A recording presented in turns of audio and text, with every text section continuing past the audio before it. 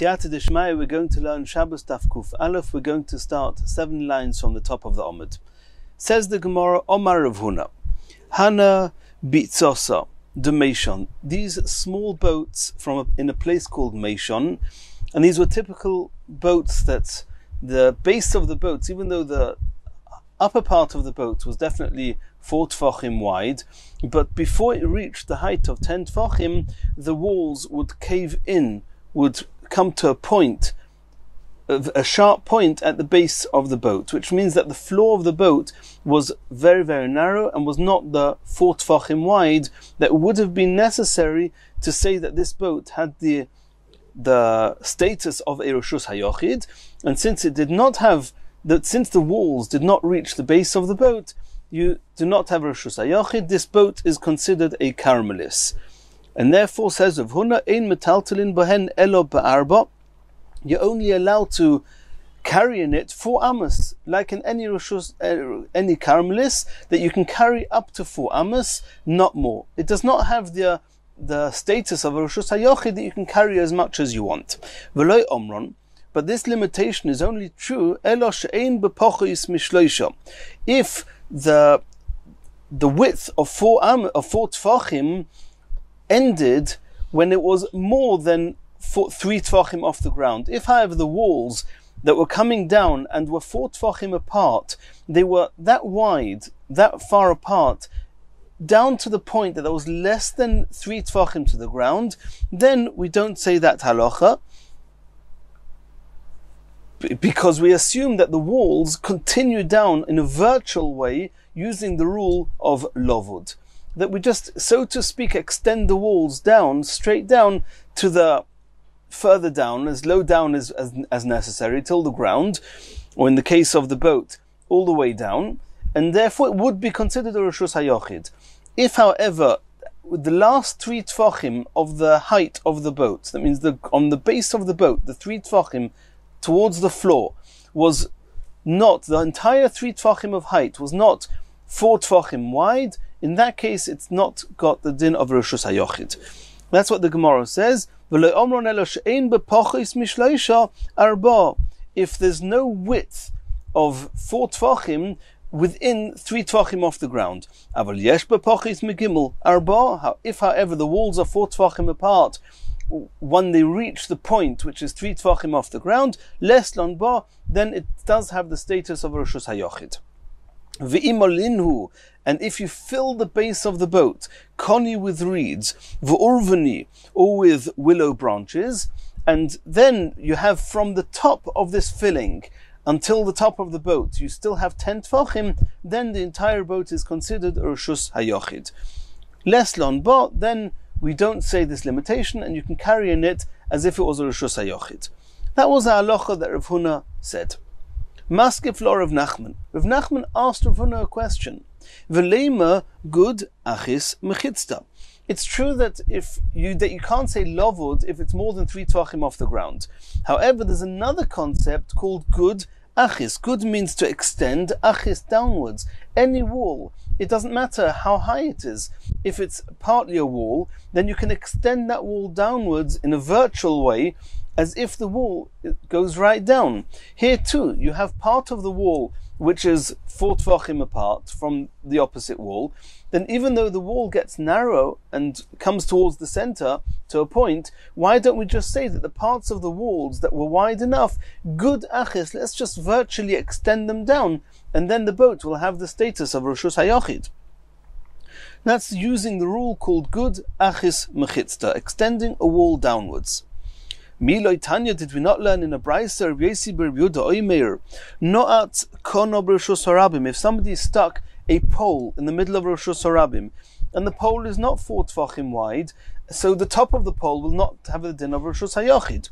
Ubaroishoi traskel, and you put an upside down basket on top of this trusk, on top of this kono, on top of this pole, v'zorak, and then you throw from Reshus HaRabim onto this basket, v'noch al gabov, and it lands in this basket, chayev is going to be chayev. Since the basket itself is 4 tfachim by 4 tfachim, something that lands on it is considered as if it landed in Reshus HaYochid. even though Rishus HaYochid has to be 10 tefachim high, and the pole which is giving it its height is not 4 tefachim wide, nonetheless we extend the walls of the basket downwards, gud achis mechitzta, as if the walls of the basket extend all the way down. And that's why it has the halacha of Rishus HaYochid. Why don't we say the same with these boats? Gud asik mechitzta. Alma omrin on gud asik mechitzta. Hochanami, so too in the case of the boats. Name a gud asik mechitzta, we should say the same. That's what the Gemara, that's what Rav Nachman asked on Rav Huna. Maskef lo Rav Yosef. Rav Yosef is now addressing Rav Nachman's question. V'lo yishamir lahu lahod omar Rav Yehuda omar Rav. Did you not hear what they say in the name of Rabbi Yehuda Amar Rav, and others assume that it was actually Rabbi Chia who said it? V'tanya Allah, that on that brisa that you, Rav Nachman, just quoted, talking about the pole that was stuck in the Rishus HaRabim, then it's very good that the brisa quotes the opinion of Rabbi Yossi bar Rabbi Yehuda, but there's the Chachomim who argue with Rabbi Yossi bar Rabbi Yehuda. The Chachomim poitrin, the Chachomim say that if you throw from Rishus HaRabim onto this traskel, onto this basket, you're going to be potur, because we do not assume that the basket is called Rishus HaYochid. So you see, according to the Chachomim, you do not say gud asik mechitzta. So you're asking a question on Rav Huna, who says that these boats are not considered Rishus HaYochid, and you, Rav Nachman, asked, why don't you say gud achis? Well, why should you say gud achis? The Chachomim don't hold of gud achis. Omar le Abaya. Abaya now commented on Rav Yosef. V'atlo itizbara, and do you not hold of gud achis? V'otanya, we learned in a brisa, amud, a post, b'Rishus HaRabim, standing in Rishus HaRabim, gavoya asara, v'rochav dalud, it's 4 tefachim wide, it's 10 tefachim high, but ve'ein be'ikrei dalud, the base of this pole is not 4 tefachim wide, a very similar shape to our boat that we're talking about. V'yesh bekotzar shaloi gimel, and in the narrow part there's 3 tefachim height, so you can't say lavud. V'zorak v'nochal gabav, and somebody throws an item from the Rishus HaRabim onto this pole, chayev is going to be chayev, and here there's no argument.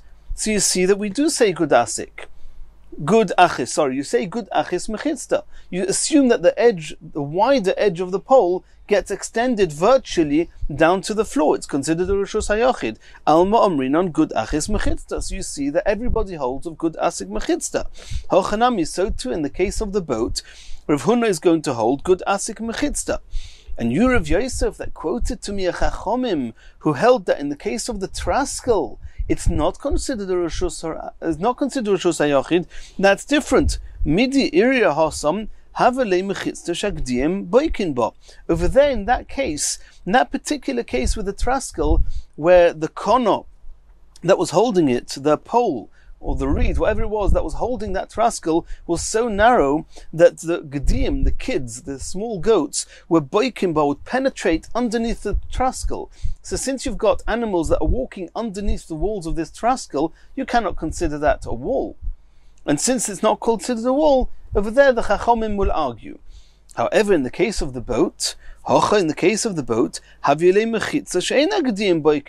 you ever saw a goat going underneath the narrow part of a boat at sea? There are no goats at sea. And so too in the case in the brisa that we saw, that Abaya brought, that amud b'Rishus HaRabim, and over there we said that the pole is 3 tefachim wide. It's a machlekes exactly how to learn it, but the pole there is almost 4 tefachim wide. And we don't assume that the gdiim, these kids, that they rub against that little bit of the narrowness of this pole underneath where the wide part of the pole would extend to if we said gud achis. So in the case of the boat and the case of the amud, we don't have a problem of the gedim, and therefore everybody said gud achis. And only in the case of the traskel, where the pole that's holding it is very narrow, we say that the gedim boikin, the kids, they penetrate underneath the walls of the traskel, and therefore in that case, and in that case only, the Chachomim will say that we don't say gud achis. However, in the other cases mentioned here, the boat and the amud, over there we do not say that there's anything penetrating underneath them, and therefore we will say gud achis. That is Abaya's claim that's backing up Rav Nachman's question against Rav Huna, that Rav Huna should not have said that there's no good achis, he should have said there is good achis. Says the Gemara, Omar le Rav Acha Bereida Rav Acha le Rav Ashi, Gabasfino nami ho'ika bekias dogim. Rav Acha asked Rav Ashi that in the case of the boat, there is something that penetrates underneath these virtual walls of the boat, and they are the fish. In the same way as the Gdiim, the kids going underneath the wall, stop the halacha of good achis being valid, so too the fish should stop the rules of good achis, and then Rav Huna will be right, that in the case of a boat we don't say good achis. Omale, Rav Ashi answered back to Rav Acha, Bekias dogim lo yishmei bekia. No, Abaya is right that we should say good achis, and there's no problem with the Gediim going underneath it. Fish going underneath it is not called penetrating the walls. How do we know that we do not consider the fish going underneath the boat as destroying the concept of good achis? The boy minei Rav Tavla Mirovin. Rav Tavla, that was his name, asked from Rovin, others say he asked from Rav, the following question. Mechitza tluya, a suspended wall, a suspended partition. Mahu shetatir b'churva. In a ruin, it's very common that the lower parts of the walls are destroyed, but you've still got the arcs, you've still got certain part of the walls, the upper part of the walls that are still in place, and we could say, or we should say, good achis mechitzta, as if on virtual basis the walls are coming down, right down to the ground, and carrying inside them is not considered carrying in an area that's flash with the Rishus Harabim. V'omar le, and he said to him, Rav said to Rav Tavla, Ein mechitza tluya materes, a suspended wall is never matir. And we've seen this concept previously. Elo b'mayim.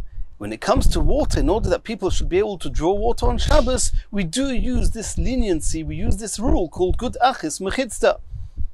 Kalhu shekilu chachomim b'mayim. This was a leniency that the chachomim made only regarding water.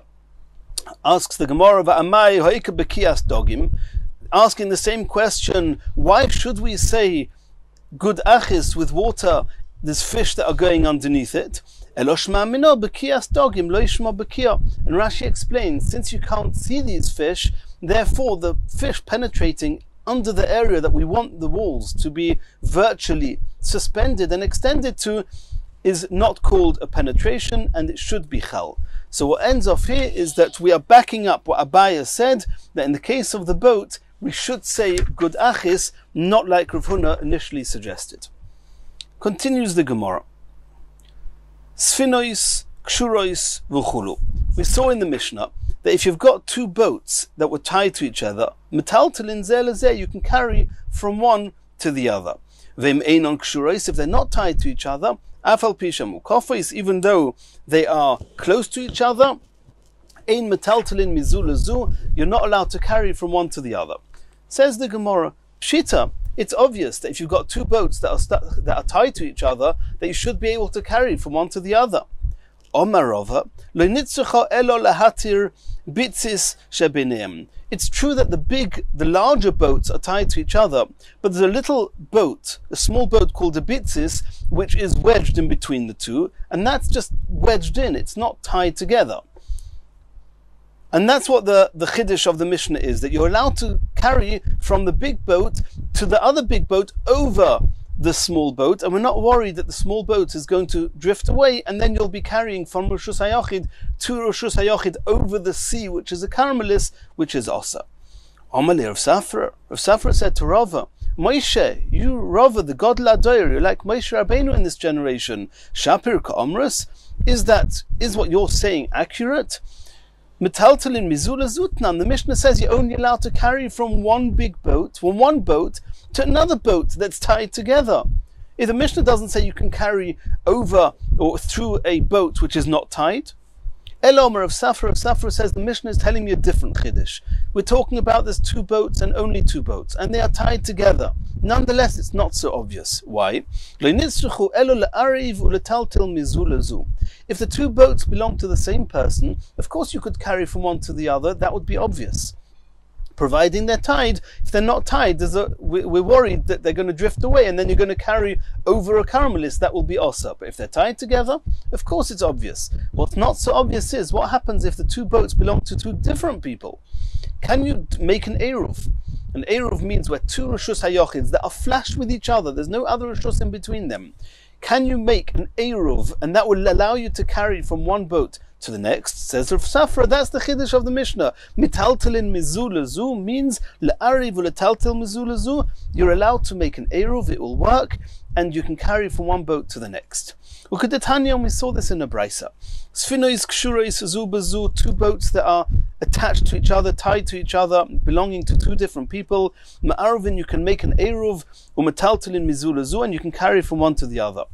Niftzeku, if the tie, if whatever was tying the two together became untied, and now the boats are not anymore tied together, Nesru, you're not allowed to carry from one to the other, because we're afraid, even though they're still next to each other, and even though you have an eruv, you cannot carry that way, because we're afraid they're going to drift apart, and you're going to carry over caramelis, and a caramelis in between two boats invalidates the eruv, and you're not allowed to carry from Rishus HaYochid to Rishus HaYochid over a caramelis. Chozur v'nikshru, if they got tied together again on Shabbos, bein shoigigin, if either whether it was a shoigig, which means you didn't know it was also to tie them, or you forgot it was Shabbos. And initially I thought that the discussion here is, or the problem here is, you're not allowed to tie a knot on Shabbos. You're not allowed to tie the two boats together. But I saw that some say that the problem here is actually creating a situation of an eruv that's also on Shabbos. Either way, whatever the issa is, irrespective of whether it was shoigig, you didn't know it was also, you forgot it was Shabbos, bein mezidin, or if you did it intentionally, bein anusin, or if you were an onus, you couldn't help it, bein mutin, or if bichlal you made a mistake, you were trying to tie something else together, you weren't trying to tie these two boats.